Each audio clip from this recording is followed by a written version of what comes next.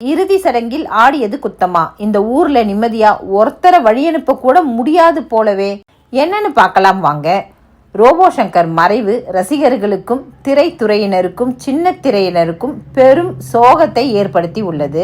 அரசியல் கட்சியிலும் பேதம் இல்லாம அவரது உடலுக்கு பலரும் நேரில் வந்து அஞ்சலி செலுத்தி குடும்பத்தினருக்கு ஆறுதல் தெரிவித்து வராங்க. இந்த நிலையில அவரது இறுதி ஊர்வலத்துல அவரது மனைவி பிரியங்கா ஆட்டமாடி அவரை வழி அனுப்பி வைத்தாங்க. இது தொடர்பான காட்சிகள் இணையத்தில் ரொம்பவே மோசமா பரவி இருக்கு. இப்படி இருக்கும்போது பிரியங்கா நடனம் ஆடியதை பலரும் பல விதமாக விமர்சனம் பண்றாங்க. அதாவது ரோபோவின் மரணத்துக்கு காரணம் என்று பலரும் கூறும் காரணம் அவரது மதுபோதை பழக்கம்தான். இப்படி இருக்கும்போது பிரியங்காவின் நடனத்தை இணையவாசி ஒருவர் குடிகாரன் ஒழிந்தான் என்று சந்தோஷத்தில் மனைவி ஆடுகிறாள், போதும் சகிக்கல என்று மோசமாக விமர்சித்திருக்கிறார்.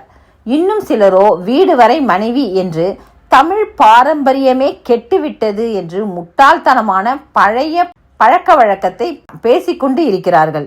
இன்னும் சிலரோ புருஷன் இறந்துட்டான்னு பிரியங்காவுக்கு கவலையே இல்லை போல, அதனாலதான் இந்த ஆட்டம் போட்டுட்டு இருக்கிறாங்களா என்று கேள்வி எழுப்பி இருக்கிறார்கள். இது போன்ற பதிவுகளை இணையத்தில் பார்க்கும்போது இந்த தமிழ் சமூகம் ஏன் இவ்வளவு எதிர்மறையான எண்ணங்களோடு இருக்கிறது என்றுதான் கேட்க தோன்றுகிறது. முதலில் ஒருவரது இறுதி சடங்குல ஆடுவது என்பது மகிழ்ச்சியின் வெளிப்பாடு இல்லை, மாறாக அது துக்கத்தின் வெளிப்பாடுதான் என்பதை நாம உணர வேண்டும்.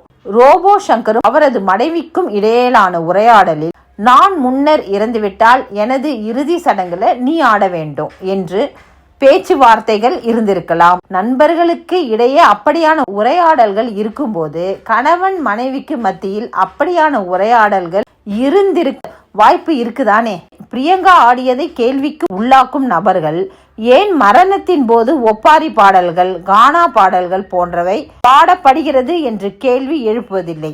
காரணம், அவை துக்கத்தை பிரதிபலிக்கிறது, மாண்டவரின் புகழ் பாடுகிறது என்பதுதானே.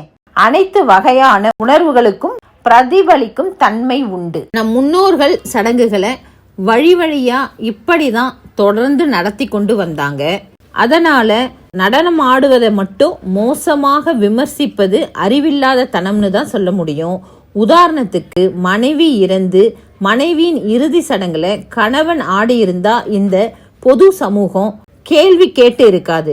ஆனா ரோபோ சங்கர் இறுதி ஊர்வலத்துல அவரது மனைவி ஆடியதும் அவரை மோசமாக விமர்சிக்கிறார்கள். இப்படி விமர்சிப்பவர்களுக்கு ஒரு ஆண் ஆடினால் விமர்சிக்க மாட்டாங்க, அது அவர்களுக்கு ஒரு பிரச்சனை கிடையாது.